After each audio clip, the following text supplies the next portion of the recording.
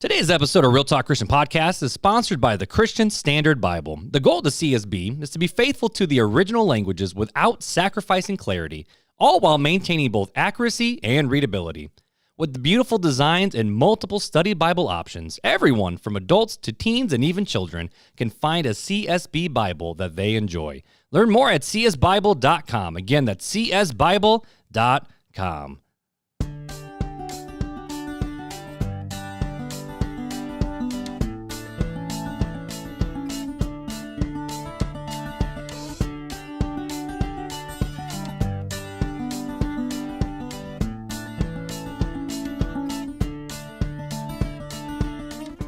Welcome to Real Talk Christian Podcast, where we drink coffee and have real conversations on faith, culture, and society. I'm your host, Chris Fuller, and today we have a special guest in the house. It is my wife, Janeal Fuller. Janeal, say hello. Hello. And today we're going to be discussing the growing up Christian misconceptions of a quote-unquote perfect upbringing and all that entails. Janeal, do you feel like you are ready for your debut? No. Well, let's go. Let's go.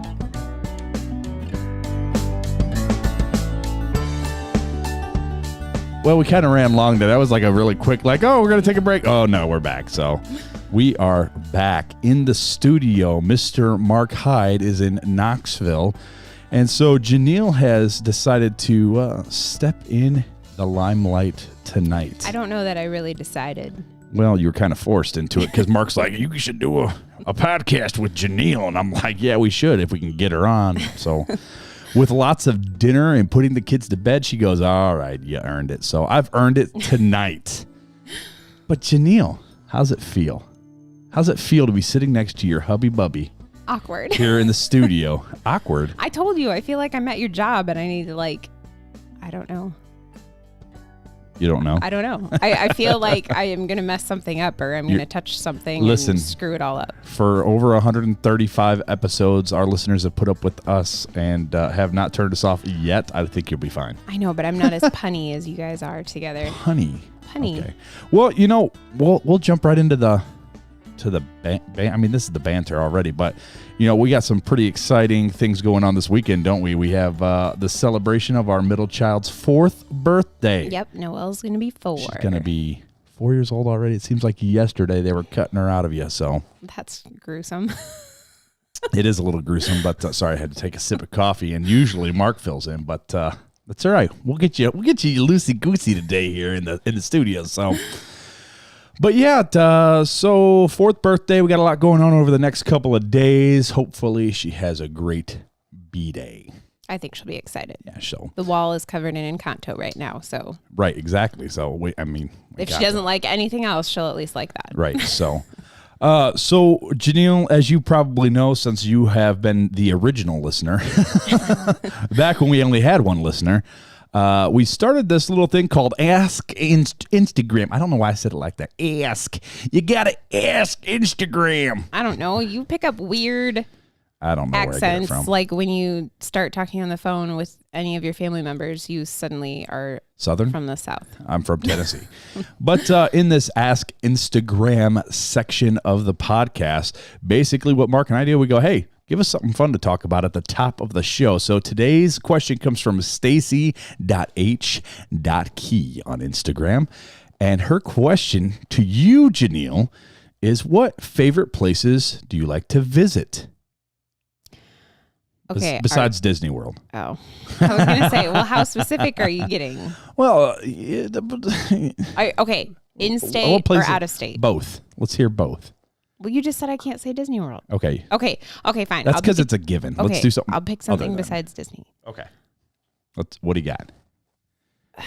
With you or without you? It doesn't matter. Okay. First thing that comes to mind. Come on. Okay. Without you, Chicago. Okay, Chicago. With you, Gatlinburg. Okay. And then... And local... your mom and dad's. Yeah, but are we talking like a place? I don't know. Look, it says favorite places to visit, period.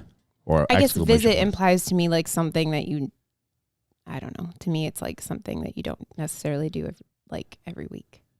Okay. It's like not that my mom and that's horrible. Makes it sound, not that my mom and dad's aren't special. All right. So what's your favorite? You know what I mean. What's your favorite local hippity hop spot that you like to visit? I don't know.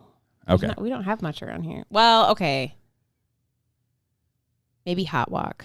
Ooh, Hot Walk is a Chinese restaurant in Niles, Michigan. It's about, half hour from here?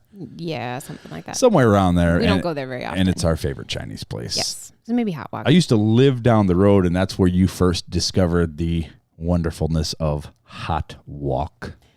And the movie theater. And the movie theater. That was cheap like popcorn. That was the best popcorn. But yeah, I would say probably my favorite places to visit. I would probably have to agree with the Gatlinburg, although Disney is obviously numero uno. But Gatlinburg is probably the secondary outside of here. And then local, Local is harder because it doesn't seem as special. I would say probably going to see like the South Bend Cubs game. Like that's a visit to me. Okay, yeah. Well, with or without kids. Without kids. Okay. Well, never mind. Without the little ones because they just don't understand. But so those would probably be my go-tos for favorite visiting places. So yeah. Anyways, let's talk about coffee. Janeal, what are we drinking tonight? Coffee. I have no idea because you didn't tell me. This is the Honduran roast that I did last week. I roasted this out. It's the one that you roasted? It's the RTC blend. Yeah, this one's good. Yeah, it's all right. It's pretty good. It's good on a late night. What is the one, though, that you've gotten before and you haven't gotten for a really long time that I like? The El Salvador. That's the one. I can't find it anywhere. I actually found it I found one from a different farm on Sweet Maria's website, but I haven't ordered it yet because I just haven't because I suck at life. Because we've been a bit busy. But anyway, so that's the coffee we are drinking this evening at 8:30 at night, which is probably a bad idea, but it's a horrible idea. We're gonna do it it's anyways. Awful. It's probably the worst thing you've ever done to me. Wow. Man, I look like a hero if this is the worst I've ever done to you. That's true. All right, well, we're going to jump right into the review, and this review comes from Hannah M. Hart. Love. It's what keeps us together. And she says, or maybe it's a he, but I'm going with the she because it's Hannah. You guys have to stop that. Just read the name and read the review. Listen, okay? Do you tell Kelly and Ryan how to do their show? No, because they have Gilman who already tells them. Are you our Gilman? Yes, I am. Yes. Already there. I kind of love that. You're the Gilman? Yeah. You and Beth at the Gilman? Yeah, because he's the one that's been there the longest, so he's the one that holds the show together. So it's you and Gilman? Yeah. Are you our Gilman, you and Beth? Yes. Okay. Yep. Anyways, Hannah M. says this podcast is very genuine or genuine, however you want to say it. This podcast is great. I love hearing other people's opinions on real life topics about religion. It's great to hear other people who have the same belief as me talking about legitimate questions I have. I would really like to hear a podcast about being Christian, yet still living in sin. Ooh, that'd be a good topic. Mark and Fuller both make this podcast fun, yet can still touch on serious topics. I really feel that this podcast makes me happier every day and grows my relationship with God. I love that these guys are genuine and talk from their hearts I think she meant which makes this podcast so much better. I was skeptical at first, seeing that this podcast was not well known, but I decided to give it a listen, and I'm so glad I did. Thank you, guys. Well, thank you, Hannah. We appreciate the words of encouragement. We gotta increase your energy levels. I'm so used to like Mark, and I can just sit back and I can be the serious one, but now I'm like, I feel like I gotta push a little bit more. Okay, but you're usually talking at a faster pace, and I feel like you're over there like, hello, this is the evening edition. Well, I'm trying to be clear and concise. Why? Because that's just who I am. I don't know what to. I don't know what to say. You know what though? We are about to jump into the show, and it's only at the 10-minute mark. This has got to be a record. Okay, well, we'll back to the review, though, real quick. We might kind of touch on that a little bit. Maybe a little bit, maybe kind just of. slightly, Not but not like a living full in sin. in-depth, But yeah, But maybe. a little bit. They're like, okay, come on, we're tired of talking about a little bit. Get to the show. All right, so we're going to jump into the show, the misconception. Growing up Christian, this is a title you came up with, and it's actually a topic that you were like, what's it been, like 3 months? You've been like, you guys should do this topic because not everybody has the same background that you and Mark have. And so I don't know. why don't you I've brought it up before. Why don't you open up with what brought this topic to light in your mind? I just feel like there's a lot of, I say kids, but we're all adults now. A lot of people that I went to church with that we all grew up in the perfect Christian home, and people just kind of assume that they know like who you are because of the home that you were brought up in, and that's not necessarily true. Or they assume like what you needed because of the home that you grew up in, and that's not necessarily true. And just because you were brought up in a Christian home, not that you didn't believe in God, but maybe your faith wasn't really yours like you thought it was because of things that you were told at church or whatever. And several of the people that I've known from church growing up, it's like they really didn't rediscover their faith until they were in their 20s. And then it's like, oh, I knew all the answers, but I didn't really know it for myself. And I just think it's something that's not talked about enough because I think there's shame put on people that have grown up in the church, but it's like they should know better, and that's not really fair. Okay. Well, let's now that you've kicked it off, that was pretty good. I'm kind of impressed with you and your speaking skills. A hidden talent I did not know. That's because you don't listen to me enough when I talk to you. Wow. Just straight up called out. That's not true. I listen sometimes. I know you do sometimes.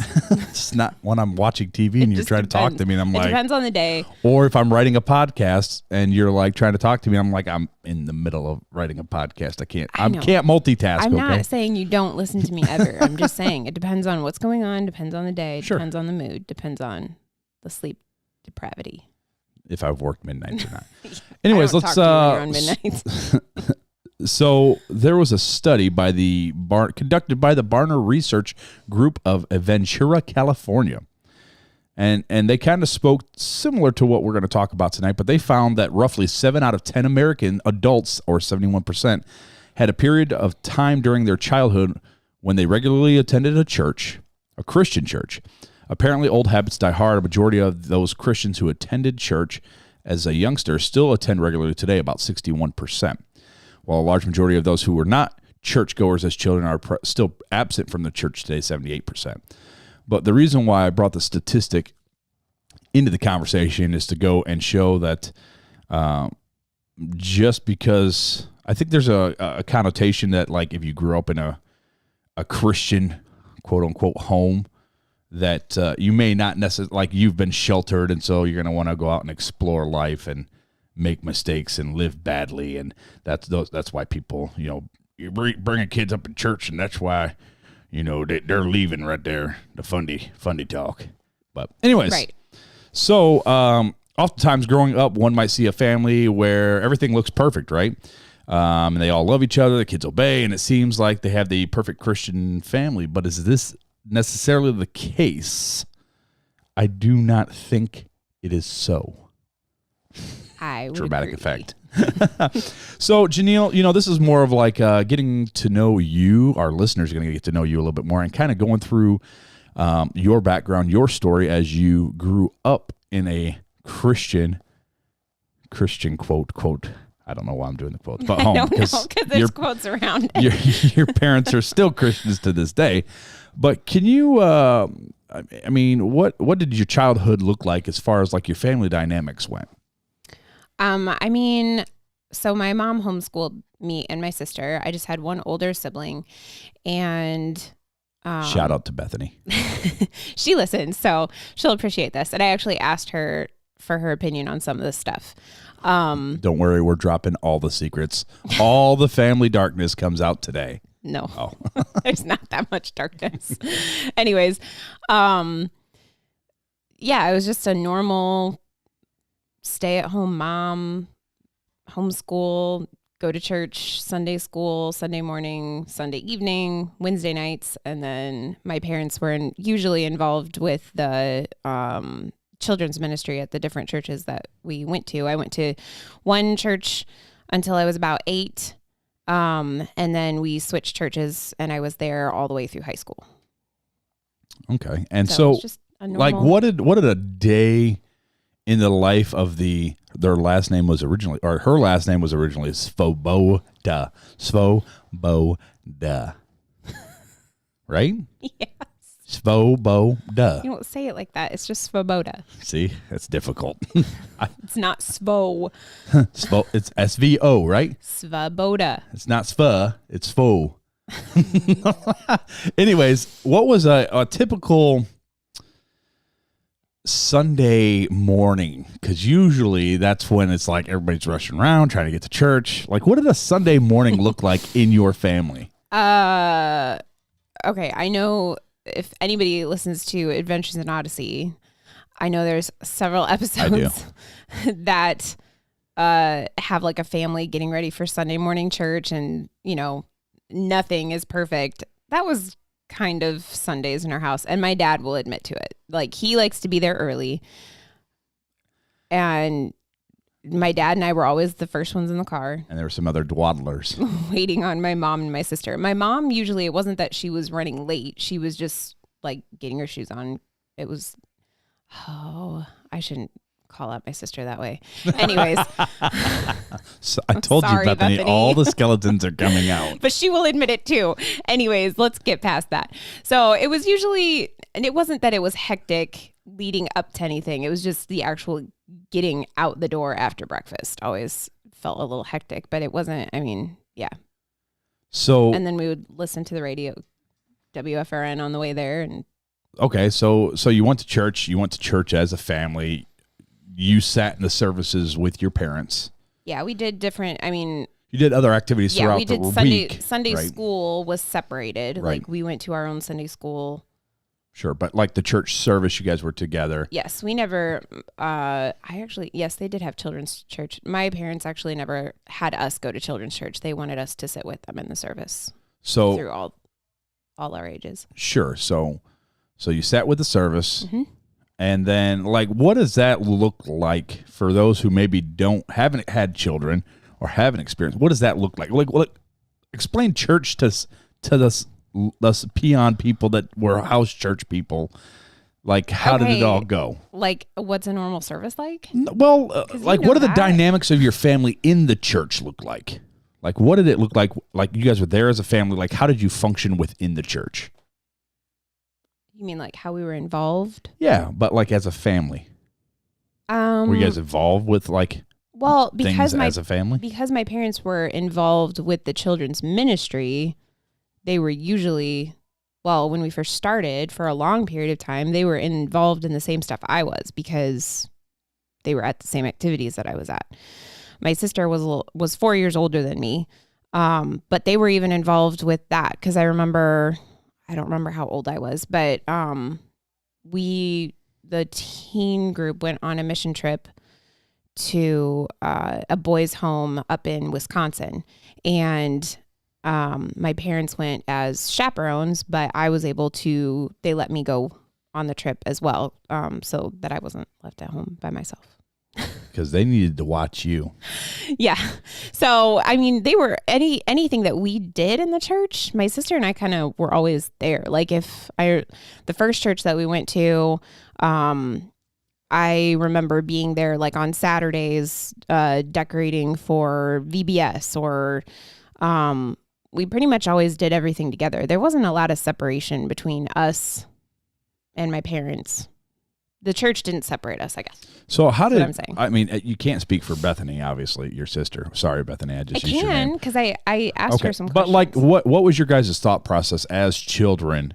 Like, you were the typical family. You were there whenever the church doors were open, for the most part. Yeah. Like, what was your guys' as the children's like thought process? Like, this was normal life, or like this sucks, or It just felt normal. I mean, I don't know. I remember a couple of times just, like towards the end of, and it was when I was younger, really. It wasn't my older years, because when I was younger, you can't help as much with certain things when you're younger. Sure. When you're older, you can actually help. So I remember sometimes being like, okay, I'm ready to go home. I want to play with my toys, or I want to see if my friend is home that lived next door. But I don't recall. Now, my mom might tell you differently, but I don't recall ever being like annoyed or irritated that we were doing church things. you weren't like our kids, like just running the roost and like trying to run away from your parents. Oh, I'm sure. I mean, I'm sure I probably ran away from my parents to go talk to my friends at church, but like just being at church, I don't ever remember being annoyed, like having to go or having to be there. I don't remember ever feeling that way. Okay. It was just normal, and I didn't. I mean, maybe sometimes on Sunday nights it was kind of like, I don't know. I guess no, because my friends were at church because I was homeschooled, so that was how I socialized. So I don't remember. I wanted to go to church because I wanted to be around my friends. Okay, I'll accept that. Thank you.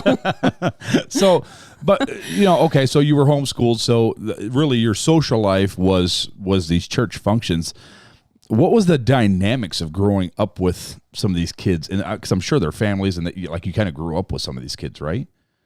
Yeah. So what did that look like? Like, what do those friendships look like? Like, what did their parents look like? Like, how did they act? So this is the difference between my sister and I. So we moved over to Indiana from Ohio when I was 1 and started going to a church. And there was another homeschool family there that my parents really just kind of kicked it off with. And we're still very close with this family today. And my sister became best friends with one of their girls. They were all older than I was. So not that I wasn't friends with them, but it wasn't like a close kind of friendship. They kind of just put up with me. Hello, Janeal. Okay, Janeal. Goodbye, Janeal. Yeah, pretty much. But they ended up going to a different church, and then we ended up also going to the same church that they ended up going over to. So we already kind of had a connection when we went to that church.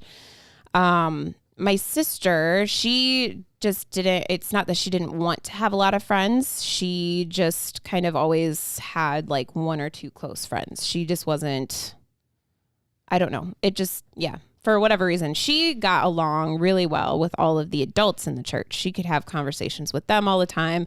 Everybody thought that Bethany was just like I don't know what the word is, but The perfect child. yeah, I mean, not the perfect child, The Isabella of the family. she was just, I mean, I am not making fun of this at all because I don't think it's a funny thing, but she was like the very good girl. Like she just was a good girl, which is totally fine. She was. And, I, on the other hand, for whatever reason, I don't know why, did not get along as well with some of the adults, but I was able to have lots of different friendships in the church. So I had lots of friends. So to me, going to all the group events and everything was fun. I know my sister enjoyed some of them, but I remember some of the social events being hard for her because kids are mean. Well, And so that aspect of it was more stressful for her than it was for me. I got along better with the kids in the church. so, but like, okay, so there's kids and kids are mean sometimes. Like, did you ever feel like peer pressured into being mean with the kids towards other kids, or like, was there peer pressure from other kids towards you, or I mean, what did that look like? Because in schools and stuff like that, in high school and elementary school, and you got what we call cliques. Right. Oh, there were cliques. There's cliques everywhere you go. Well, and out of those cliques usually become like, oh, we're like the cool people, and like we're going to peer pressure you into the, like, so when I was a kid, we used to have, and you know this, my older brother made up this club called the Daredevil Club, right? Yeah. And he would peer pressure me into doing stuff because him and his friends were the Daredevil Club. So I had to do stupid stuff like jump out of a 2-story window because I wanted to be part of the Daredevil Club. And then when he moved away, me and my sister continued on with the quote-unquote Daredevil Club and then peer pressured my little brother, Zach, into doing stupid stuff. So, but that's what I'm talking about. Like, okay, did that I didn't happen? hang out with those ones. I mean, I remember a mission trip that we went on that literally the youth leaders woke us up so that we could come out and watch one of the teen boys eat bugs. That's disgustingly It cool. was disgusting. No, it wasn't cool. I can't say much because I eat bugs too. You're disgusting too. You said I do. I'm just I saying. know. You married me. So gross. Okay, anyways, but like They were crunchy. I don't know.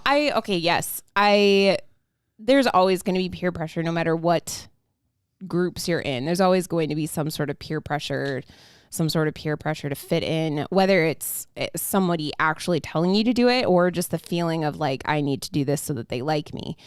I don't know. I mean, I was never one to like give in to things that would get me in trouble, if that makes sense, or things that I thought would be disgusting, like eating bugs or like you could shove a bug in my face all day. I'm not going to eat it, no matter how many times you try to get me to. Or watching Braveheart.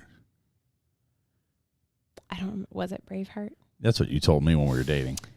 All right, You're going to make me tell this story? Tell the story. Okay. Story time with Janeal.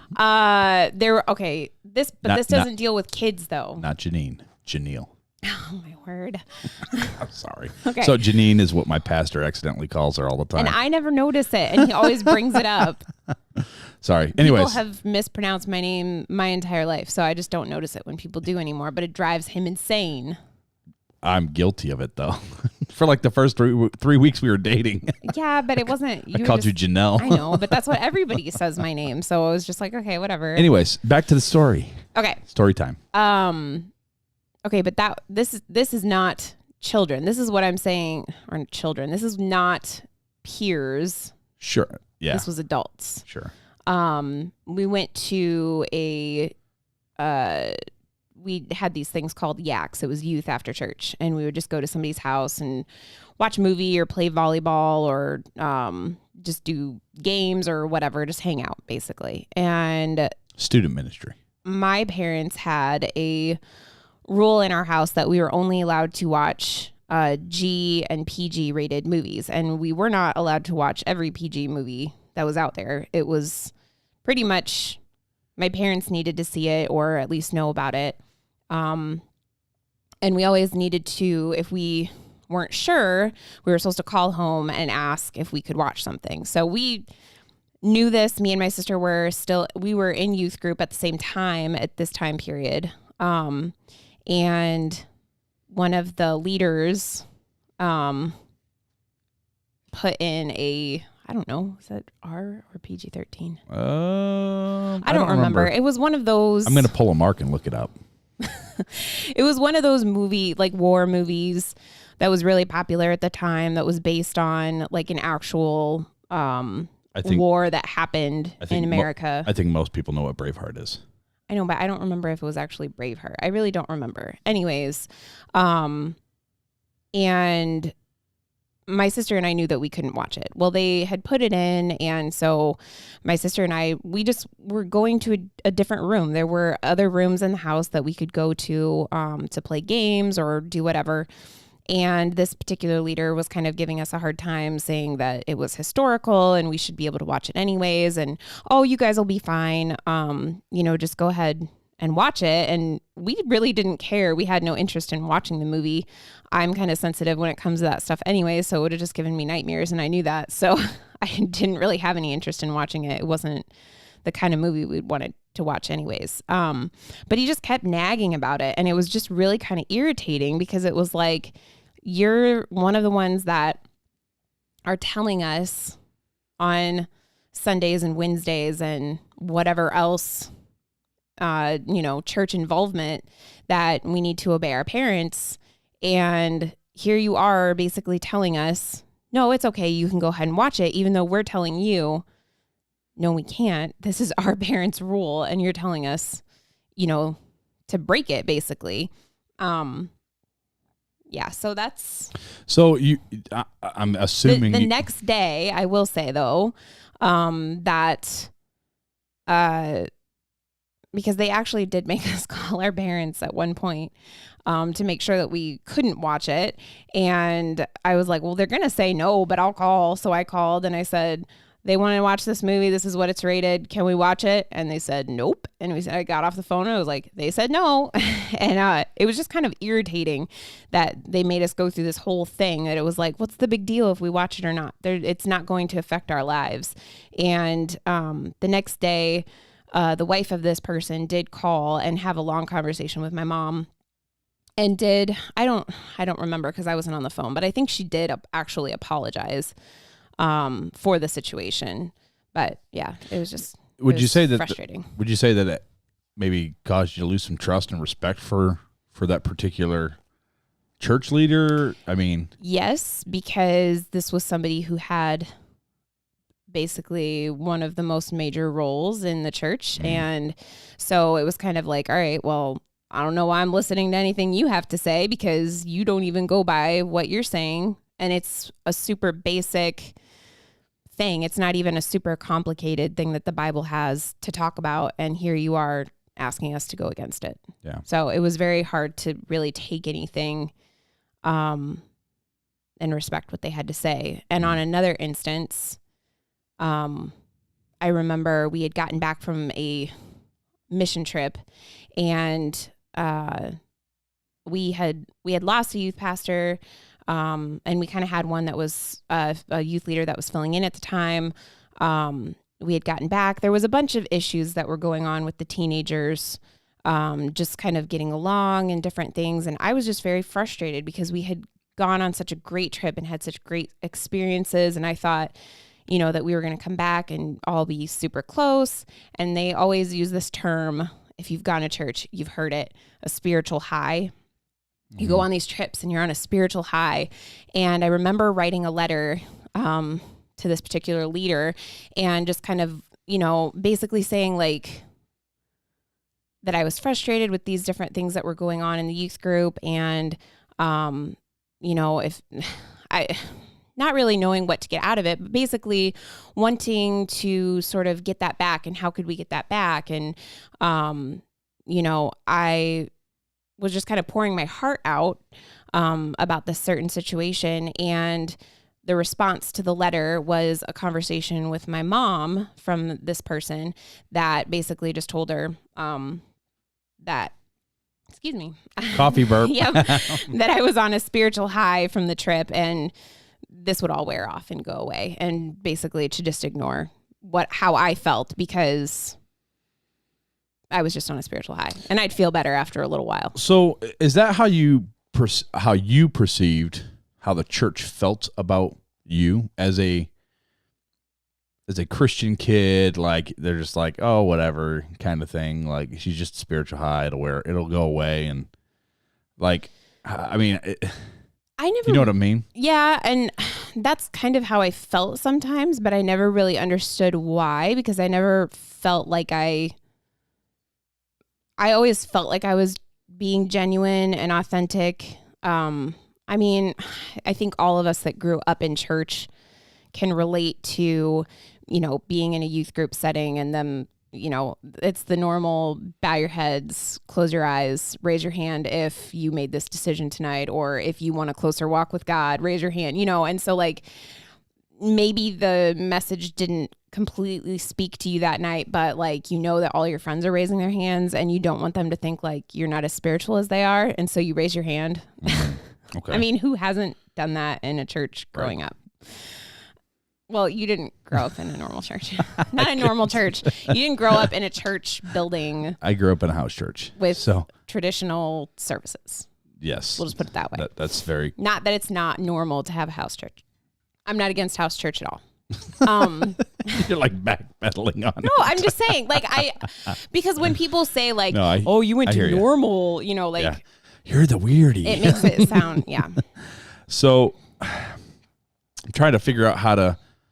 Because there's a misconception of kids that are raised in quote unquote perfect Christian homes, like the church just assumes like they're fine, like everything's good, right? And that they don't need anything, they're not having any struggles, and they got a family that's pretty solid and core, you know, a core solid family. So we need to focus on those other kids that, you know, maybe aren't like attending regularly. Like, did you ever feel like maybe you were treated differently than those, like, because the expectation of you were in a Christian home, like you had a certain way to act, but like those kids who didn't grow up in a Christian home, like it was like whatever, kind of, they gave a lot more grace to it, or like... Yes. Okay. I always felt like our family was held, I don't know, it was this weird dynamic of like people looked up to our family because and I'm not trying to like put me and my sister on a pedestal, but we were good kids, even though, you know, I had my differences with some of the adults at certain points. Nobody, like, I don't think looked down on us and thought you know, oh, you know, this is going to sound horrible. You know, there are the people in church that are like, oh yeah, those ones are going to go down the wrong way. You know, I don't think anybody ever felt that way about us. Oh yeah, that's a definite PK right there. Pastor's kid, for those that don't know. Like, they tend to be like missionary kids. Pastor's kids tend to like take a nosedive off the deep end. Yeah, like I don't think that people ever felt that way about us. I think that they felt like, you know, we were good kids. Our family was respected. But it was almost like, well, your mom and dad have this. You don't need any extra discipleship. We'll use the word discipleship because that's really what it is. They're getting it at home. They're good. They're good kids. They don't need anything, which is very, very, very untrue, because not everybody is like this. My sister is not like this. I am like this. I need somebody else besides, well, not now, but I needed somebody else besides my parents to tell me the same things that my parents were telling me, because you didn't listen to your parents. It's not that I didn't. You were like me. I just didn't. I don't even know what it is. It's just being a stupid teenager. It really is. You just don't want to take it from your parents. But if somebody else says it, then it's like, oh, okay, well, that makes sense. That's fine. Yeah, right. I just told you that. I don't know why. I even feel like this with our kids sometimes. It's like, I will say the same thing over and over and over, but grandma says it and it's like, oh, okay. And I'm like, I know. I've been telling you this, like, and I don't know what it is. It's just our own stupidity. It's just being human. Yeah. That's what it is. I needed that. I needed somebody else in the church. I needed an adult to really have an appropriate friendship, you know, where it was like a discipleship thing. And I felt that typically the only ones that got that were the ones that were committed to, and I'm not putting this down at all, but the ones that had already decided they were going to be missionaries, or they were going to go do Bible college to find a husband, or go to Bible college to be a pastor, or the kids that were not in Christian families that were somehow invited to church, or they knew somebody from school or something and they brought them one time. And those were the kids that were poured into. All the kids that were in the middle got left out. It was like, they're good. Or they'll, you know, well, they're not doing spiritually enough that I feel like I need to pour into them, so they're fine. So I guarantee you're not the only person here today that has had this or felt this way. So how does all this pertain? You know, we've kind of gone through some of your life, and I mean, it's such a short snapshot of the whole big picture. I mean, I'm still learning stuff about your childhood, and we've been together for eight plus years now. I feel like I learned stuff about your childhood monthly. It was jacked. Yeah, every time you listen to the podcast, something new comes out. I mean, you know, like something that you'll be like, oh, you know, so-and-so used to say this, and so it's like a trigger for me. And I'm like, oh, I didn't know that. Yeah, it's you know, I don't think about a lot of stuff until something happens and it triggers something. It's like, whoa, that's just a blast from the past. And or you just stuff it down and you don't remember it until it's brought up. Possibly. But I try not to do that as much. Well, I don't think you do it on purpose. Anyways. But with all the things that went on and the things you experienced, how do you think that those aspects affect you in your adult years, and how do they pertain to you in these adult years now? How have they affected you and the way you look at things? Okay, can I back it up a little bit? Sure. I mean, well, you skipped like a whole. Just go, girl. You do you. I can't really explain that without telling them, like. Sure. I'm sorry. I forgot. After graduation. Go for it, girl. Okay. I'm wrong. I did that wrong, so. I didn't say you did it wrong. I skipped ahead. Oh my goodness. I pulled out and into oncoming traffic. Oh my goodness. Okay. Go ahead. Now you're like making me forget the basis of the question. So basically, how do I look at things differently now? How did all that and everything affect your adult life? Okay, so this is where my sister and I differed. She had acceptance from adults constantly, which is fine. And I really wanted that acceptance from adults. Not that I didn't have it with some, but I didn't understand why I didn't have it with everybody and why I wasn't getting the attention I felt I needed or wanted, which I'm sure is selfish. I want attention. You know, it wasn't even like I wanted like attention from, you know, at churches, they always do like the call out and thank yous for, you know, so-and-so did this or so-and-so did that. I didn't even need that. I just wanted individual attention from somebody. And so and even though I had a large group of friends, I didn't really trust the friends that I had either, because we were all kids and kids are mean and they say things that, you know, they just don't know what they're saying when they're saying it. And so I didn't necessarily trust the group of friends that I had. I just wanted somebody that I felt I could trust and share things with and wouldn't feel, ask questions, and wouldn't feel like I was being judged about the questions that I had. And I will say I could have gone to my parents with questions that I had and they would not have judged me at all. I just didn't want to go to my parents. I wanted to go to somebody else. Mm-hmm.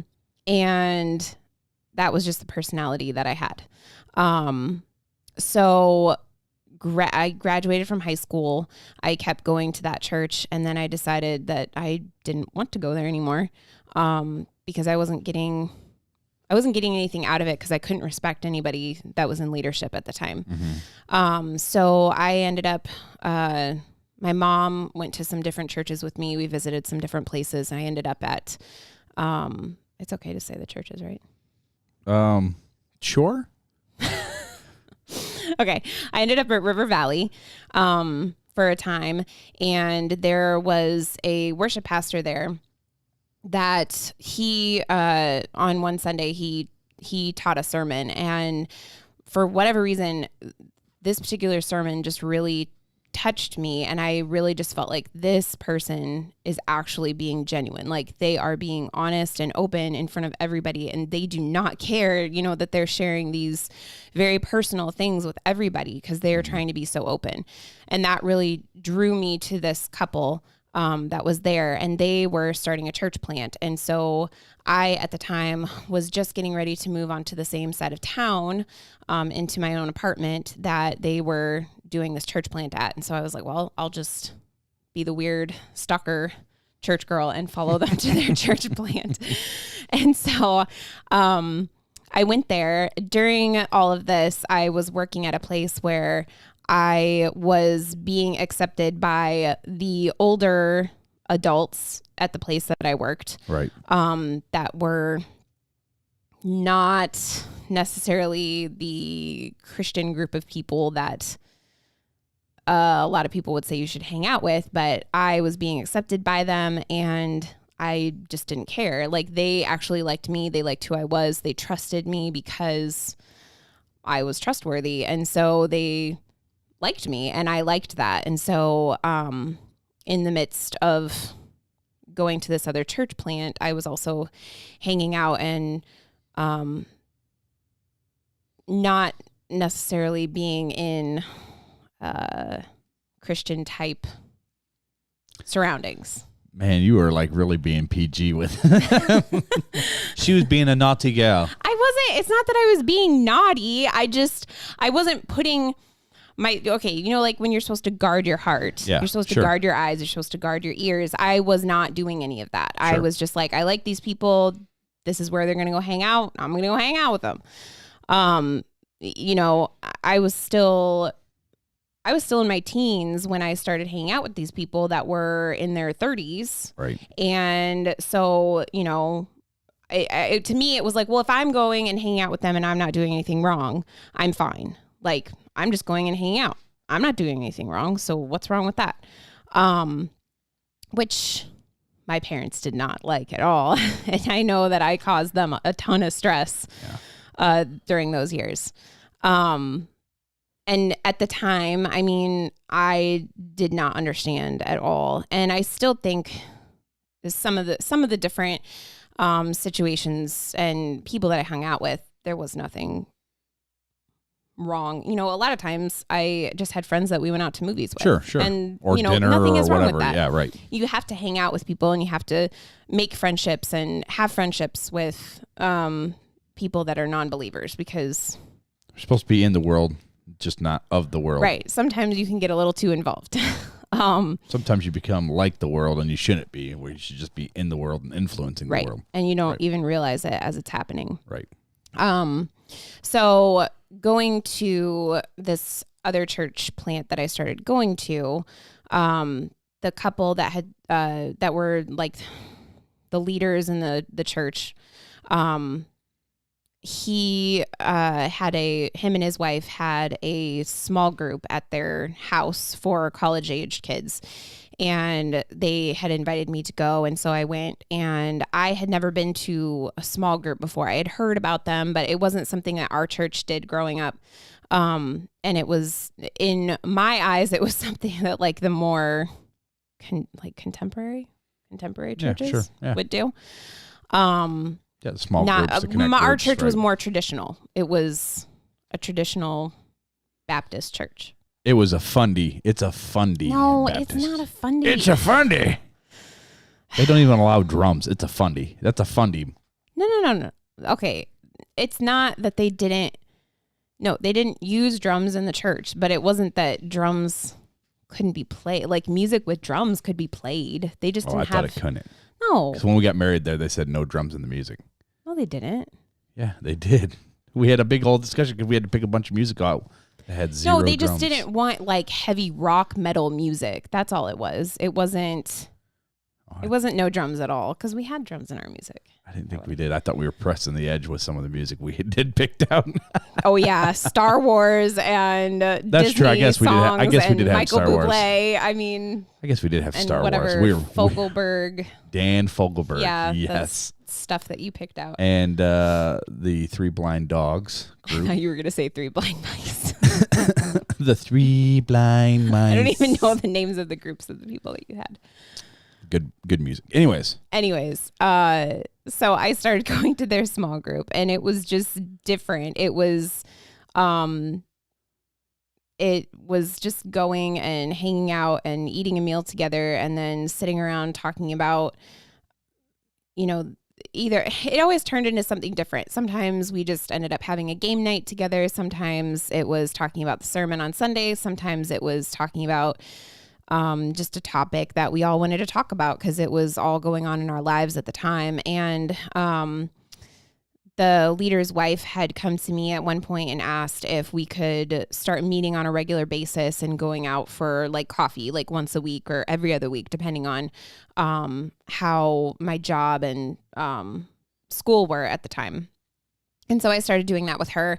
And then after hanging out with her a few times, then she asked if I would be interested in doing like a Bible study or reading like a Christian book together or just like a book of the Bible. And so we did that. We kind of went off and on with what we did. And I don't remember the exact amount of years that we did that, but I think it was at least 3 years that we did that pretty regularly. We had times off, like her kids were home during the summer, so she didn't have, they just went to school during the school year. And so we would always meet like in the mornings or at lunchtime. And then during the summers, we usually took time off and we'd meet a couple times during the summer, but they had 5 kids, so they didn't have as much time during the summer, but it was still seeing them at small groups and stuff during the summer. It was just a very close relationship that I ended up making with her.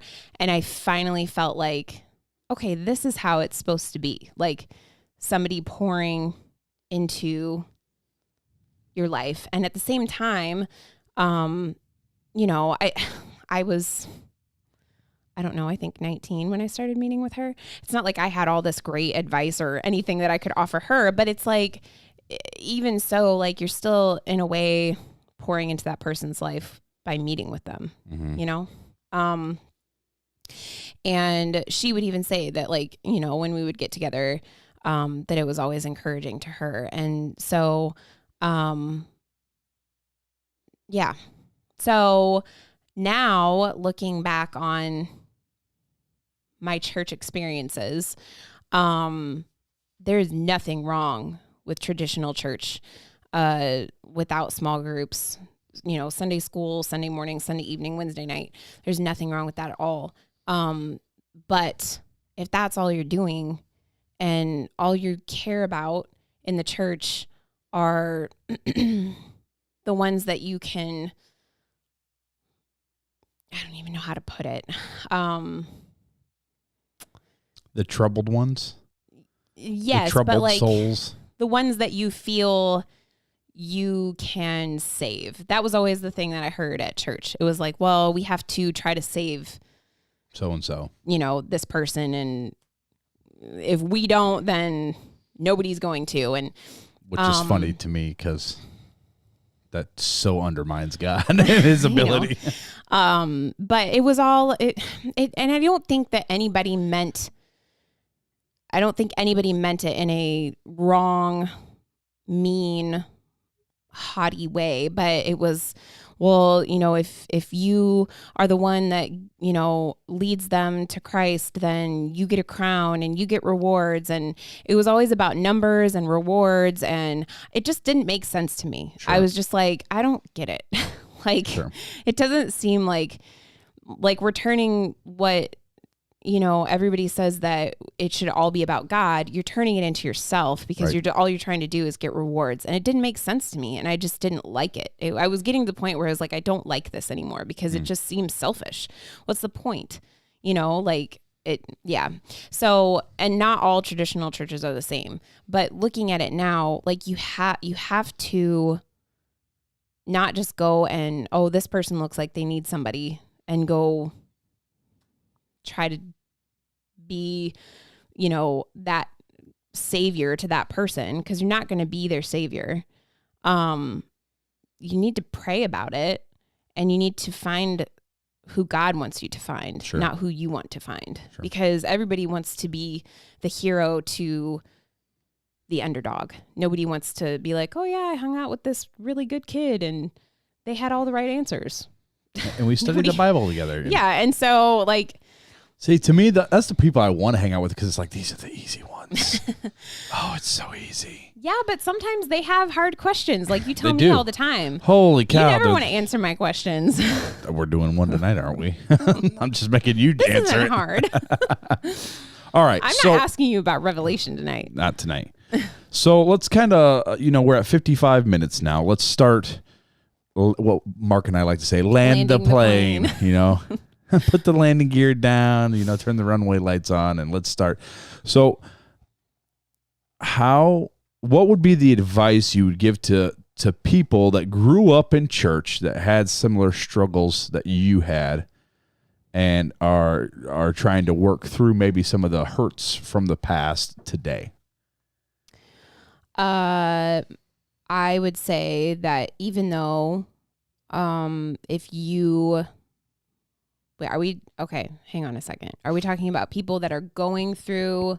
This is why it's difficult to answer your questions. I want to make sure that I'm answering this the way Go that ahead. you asked it. Yeah. Are we talking about somebody that is going through this right now? Like as I was when I was a teenager, or are you talking about somebody who's already gone through it? Both. Okay, for somebody who's going through this now and they really just want somebody who is pouring into their lives, whether you are in a Christian family or you're not. Maybe you are, that troubled kid that is going to church or that doesn't have a Christian family, or you're not even a troubled kid. You're just a normal kid that's just going to church because somebody invited you or you want to know more about it. And you want that attention from somebody.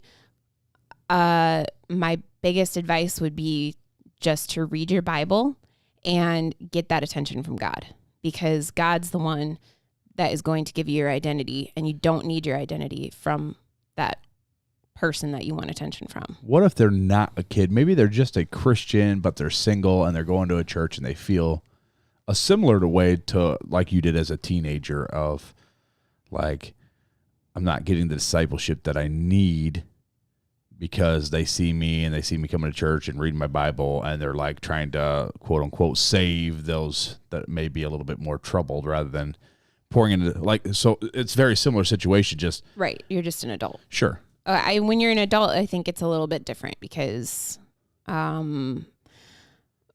it's still the same. I think you do need to try to get your identity from reading your Bible and just spending the time and praying with God. But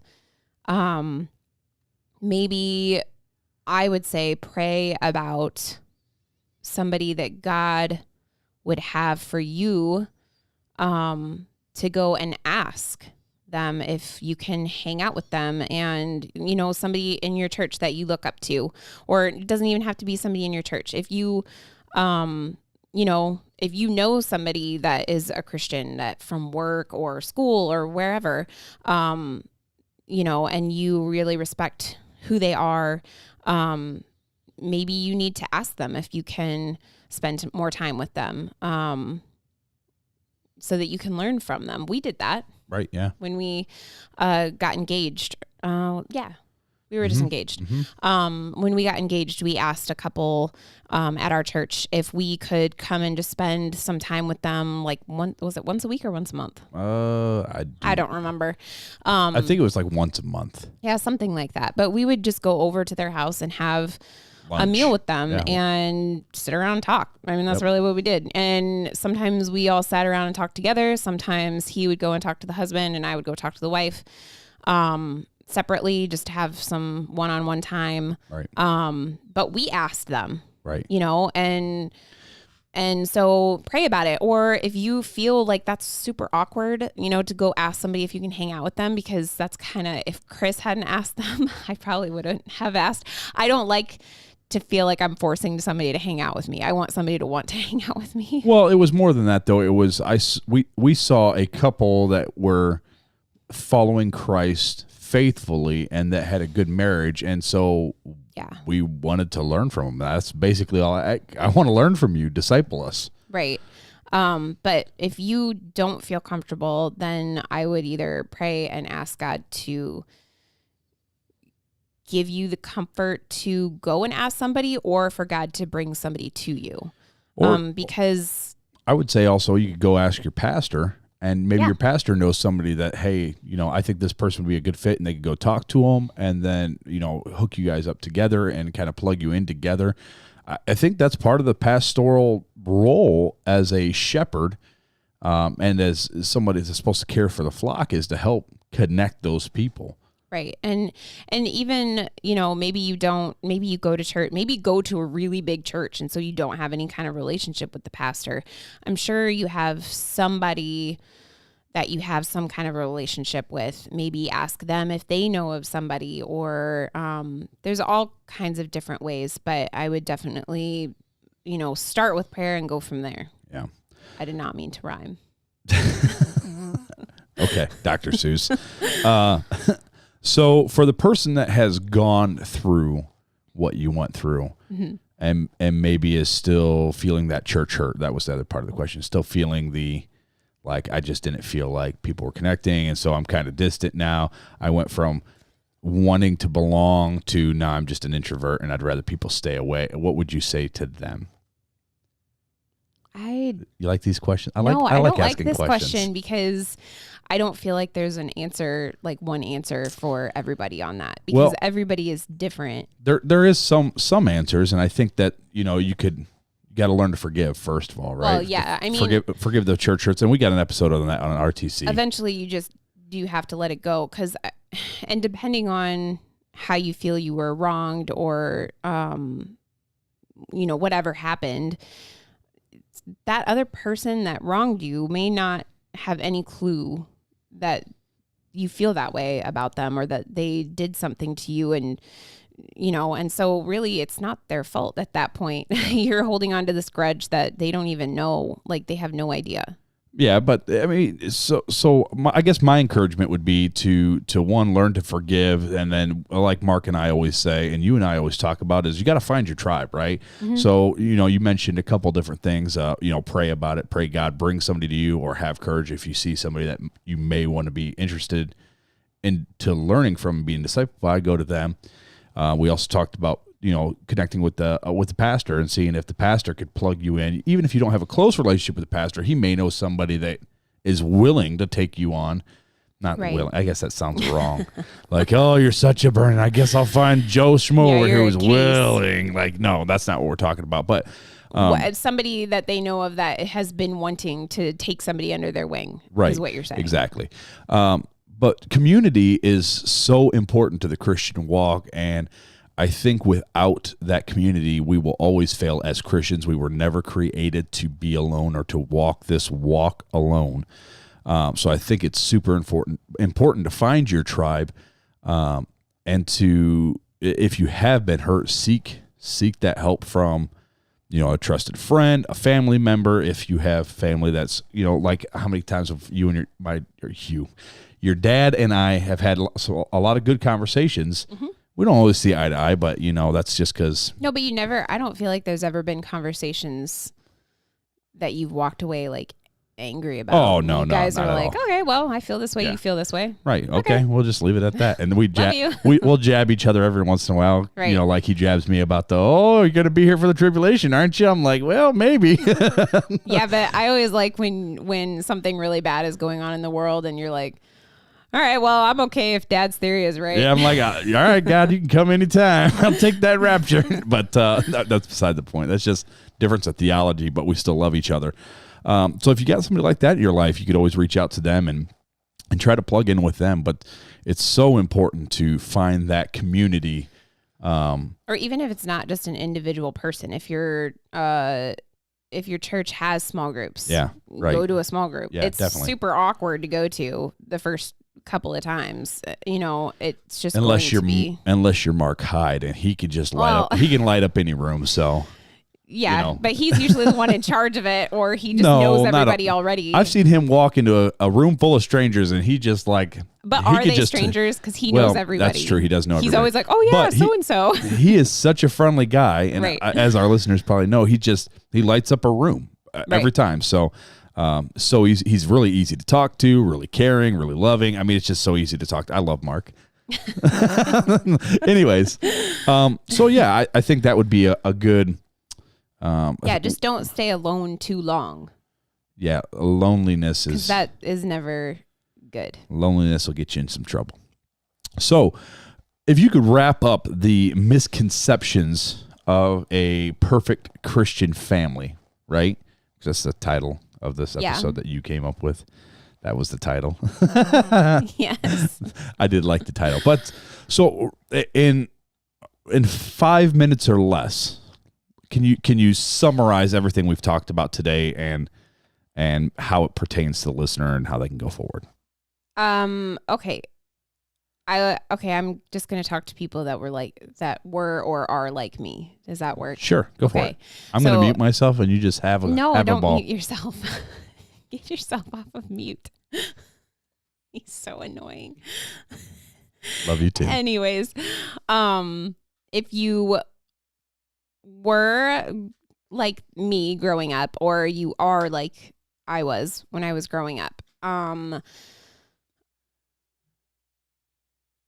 don't want to give bad advice. I'll correct you if you give bad advice. I mean, I would just say, like, you're definitely not alone, because I know I'm not the only one that was out there, like, feeling the way that I was at that age.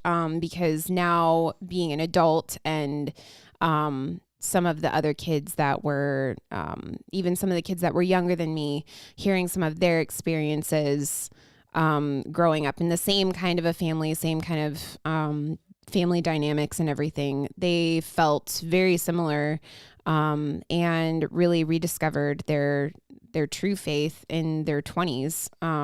Because when you're growing up around Christianity, 24/7, which is not bad, it just kind of becomes part of you, but you're not really becoming part of it necessarily, until you actually accept it for yourself. So I would say you're not alone. And if you can do anything, I would pray a lot. I know that praying is something in my late teens, early 20s, that even mid 20s, that really, really helped. And just be quiet and sit and try to listen to God speak to you. That's good. I would say that our son's crying right now. Sorry if you're hearing that. But I would say also to just this is going to be my final thought, and then I'll ask you if you got any. But be mindful and aware of the kids that you may be influencing, or that just maybe in your church, and maybe some of the needs, or even just, like we said, single people that are in their adults, or married couples that are, in their adult years, and that you don't leave them out just because they seem like a good Christian family, that they may need some discipleship too. And if you have that capability and the desire to go alongside of them, or to just be friends with them, it doesn't even necessarily have to be a disciple. We always throw out that word discipleship, but it doesn't have to be that. Just love everyone. Love everyone. Right. Everybody wants to be loved. Build those relationships. And so keep your eyes open, because those people are typically the people on Sunday morning, unless they've got like crazy kids like us, or have to get kids from childcare, but they're usually the people that slip out of the service really quick right afterwards. Those are the people that probably don't have many relationships in the church, and those are the people you should probably be seeking out to see. Just introduce yourself, see how they're doing this week. Is there anything you can pray for them? Which can also be super awkward, because I do not like doing that. I don't like introducing myself. Well, so don't listen to me.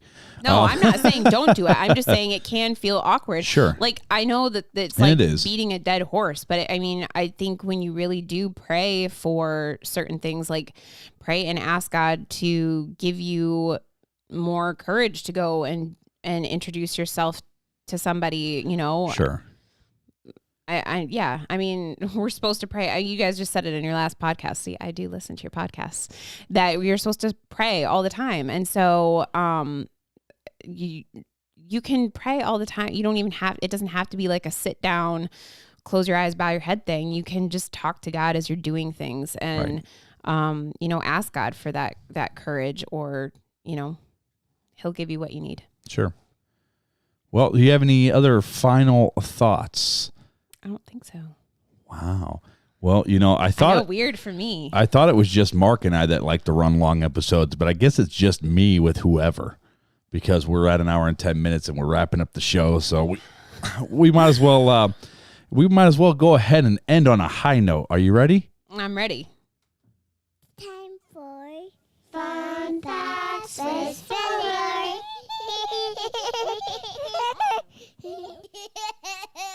It's that time of the show, and then during that time of the show, Fuller usually gives a fun fact, but there's two Fullers tonight. So Fuller, number 2, the better side of Fuller. Would you like to read this fun fact tonight? No, because I can't read that. I don't have my glasses on. Darn. I picked the hardest fun fact ever. Hardest to read, and I'm like, maybe I could talk her into reading it, and she's not going to. Anyways, so the fun fact of the day is, did you know, Janeal, that the longest place name in the world has 85 letters to the name? I want to hear this. 85 letters. And it's Tamata Wakatang Inghang Ak Ua Tamatea Pepuk Ak Apik Man Ga yada yada. Anyways, it'll be in the show notes. You guys can read the rest. It's in New Zealand, and the locals just call it Tamata Hill. And that's a much better name. That is so much easier to read. I think like a 4-year-old wrote all those letters. Yeah, it reminds me of that. Really proud parent was the chief of that city. It reminds me of that Bluey episode where there's like, what's A-E-I-I-I-I, or Bingo was doing yeah, and he's like ah-ba-ba-ba-cooey, or whatever the heck. Uba-ba-ka-keo. Yeah, there it is. Uba-ba-ka-keo. So that's what it reminded me of right there. I was like, oh, if I could talk Janeal into this, that'd be great. Anyways, we appreciate you guys joining us again today, even though our favorite host is not in the house with us. We got blessed. You're not a favorite host? I'm a lesser favorite. Oh. But we have I thought you were equals. Well, maybe in the sight of God. Okay. But not in the sight of listeners. But anyways, thanks, Janeal, for being on with us today. I think we have another episode with you coming up here soon. But if you need to reach out to us, you can, the easiest place to go is Real Talk Christian Podcast at, it's just .com. I almost said the email. And so you can go there and get our phone number, 574-400-5352. Reach out to us on Instagram, Facebook, Twitter. The merch shop has been down for a long time, and it's my responsibility to get it up and going, and I keep screwing up. But one of these days, we'll get the merch shop back up. If you have any questions, you can reach out. Don't forget to leave those reviews on Apple iTunes. You can also leave us a rating on Spotify, and we would greatly appreciate it. Janeal, you got anything else to add? Nope, that's it. I guess until next time, take it easy.